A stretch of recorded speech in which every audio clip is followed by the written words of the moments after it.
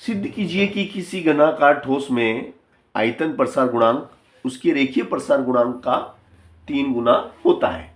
तो आपके सामने हमने ये घनाकार ठोस बना रखा है जिसकी प्रारंभिक लंबाई L0 है और तापीय प्रभाव की वजह से इसकी लंबाई में L वृद्धि होती है, तब इसकी लंबाई अंतिम लंबाई L0 प्लस L हो जाती है। अब यहां पर हम क्या करते हैं कि ये जो लंबाई में वृद्धि L है इसमें L0 का गुणा करते हैं और L0 का ही हम यहाँ पे भाग लगाते हैं, ठीक है ना।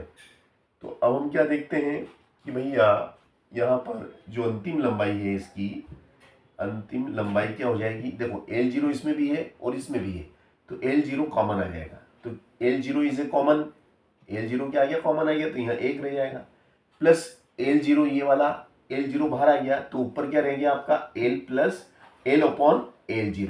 ओके, तो अंतिम लंबाई आपके सामने है और वो ये है L0 1 प्लस लंबाई में वृद्धि L बटे प्रारंभिक लंबाई।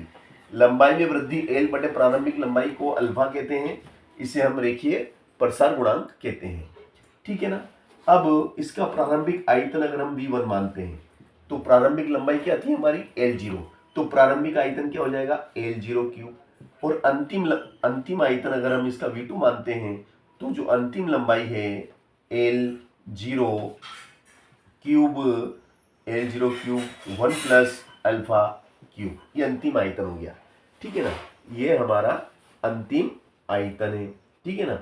अब इसको अंतिम आयतन का अगर हम थोड़ा सा देखा जाए तो अंतिम आयतन ये, प्रारंभिक आयतन ये, तो आयतन में वृद्धि कितनी हुई वो हम डेल V निकाल लेंगे। आयतन में वृद्धि क्या हो जाएगी V2 माइनस V1, यानी कि L0 cube 1 plus alpha cube minus L0 cube, ठीक है ना।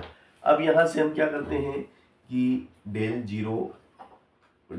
V is equal to L0 cube हम कॉमन लेते हैं, L0 क्यूब मैंने कॉमन लिया तो अंदर ब्रैकेट में क्या रह जाएगा आपका, अंदर ब्रैकेट में रह गया 1 प्लस अल्फा क्यूब माइनस 1, ठीक है ना। इसका हम प्रसार कर देंगे a प्लस बी का होल क्यूब, तो a प्लस बी का होल क्यूब बराबर क्या हो जाएगा a cube plus ट्राइस a alpha square plus ट्राइस a square alpha plus alpha cube minus 1 का 1, ठीक है ना।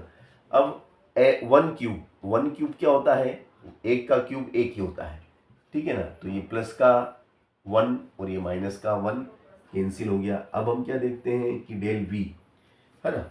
अब हम क्या देखते हैं, देखो यहाँ तक तो हमारा क्लियर हो गया step, any problem, no problem, यहाँ तक हमने क्लियर कर लिया हमारे स्टेप। अब इसके बाद की स्टेप देखिएगा आप क्या होता है, इसके बाद में देखिएगा आप ध्यान से, ठीक है ना।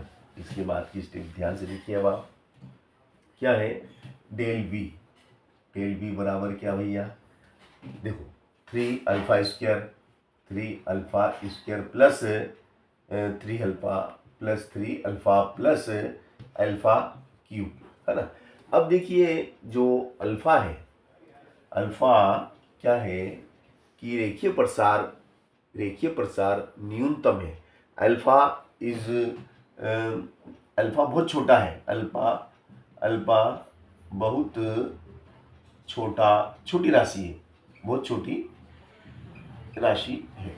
अल्फा बहुत छोटी राशि है, इसलिए अल्फा स्क्वायर व अल्फा स्क्वायर व अल्फा क्यूब और ज़्यादा छोटी और अधिक छोटी राशि होगी, और अधिक छोटी राशि होगी, ये तो और अधिक छोटी राशि होगी, यानी कि ये अल्फा स्क्वायर और अल्फा क्यूब उपेक्षणीय है। क्या है, इनकी हम उपेक्षा कर देंगे। तो del V is equal to, केवल हम क्या लेंगे, del V is equal to हम लेंगे सिर्फ, सॉरी एक चीज हम भूल गए हैं, L0 का क्यूब, है ना, L0 का क्यूब हम भूल चुके हैं, ठीक है ना। तो इन दोनों को तो हम छोड़ देंगे, सिर्फ हम लेंगे 3 अल्फा इनटू बाहर क्या है, बाहर आपका L0 क्यूब है, ठीक है ना। तो ये हमारा आ गया आपके सामने, क्या आ गया, ये हमारा है कि भैया इतनी आयतन में वृद्धि हुई है। अब हमें निकालना है आयतन प्रसार गुणांक क्या होता है, आयतन में वृद्धि बटे प्रारंभिक आयतन आपका आयतन प्रसार गुणांक होता है, ठीक है ना। तो प्रारंभिक आयतन क्या है, 3 alpha into L cube L0 cube, और V1 कितना है, V आपका L0 क्यूब है, और L0 क्यूब से L0 क्यूब कट गया तो 3 अल्फा। अतः सिद्ध होता है कि आयतन प्रसार गुणांक रेखीय प्रसार गुणांक का 3 गुना होता